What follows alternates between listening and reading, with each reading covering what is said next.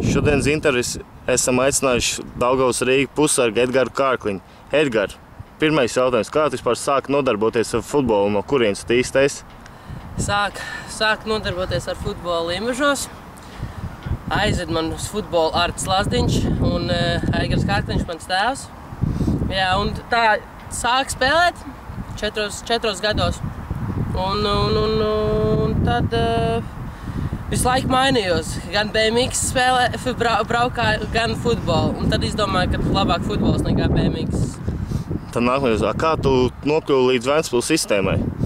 Spēlēju Limbažos no sākuma. Pēc tam ievēroju Audu, futbola klubs Audu. un tad vienkārši bija spēle pret Ventspilu. Un viņiem visu laiku problēmas liels taisīja. Un tad viņi vienkārši man pasauca uz pārbaudēm. Un tā arī iepatikos Romanam Grigočukam, galvenajam trenerim, tā arī palika Ventspilī spēlēt.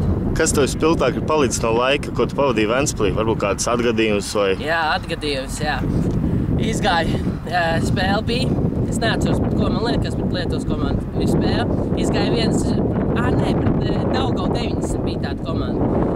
Un izgāju viens pret vienu, paņēmu zem sevīm. Nu jā, un man pēc 2 minūtēm uzreiz noņēma nost. Grigočuks bija ļoti dusmīgs. Kā tu sekoji tos tālākais ceļš pēc Ventspils, kur tu paspēji uzspēlēt? Tagad Daugavā domāju pierādīt sev, ka es labs spēlētājs un tad mēģināt kaut kur tikt tālāk uz ārzemēm. Gribās. Ar ko atšķirās šī gada Daugava no pagājušā gada? Jauni spēlētāji, pieredzējuši spēlētāji, tehniski spēlētāji. Jā, viss savādāk ir tā, ka pagājušajā gadā bija tā ne īpaši. Kādi tev personīgie mērķi šajā sezonā? Personīgie? Protams, vārds iesist, piespēles atdot un darīt visu savai komandai labi. Ar ko tev komandai ir visdraudzīgākās attiecības? Es domāju, Tamašauskas, Mantasu. Ar visiem ir draudzīgi. Un, ja tev tā likt izvēlēties vienu, kurš tavās acīs ir tāds kā komandas, tāds, kurš visu spēj sasmīdināt?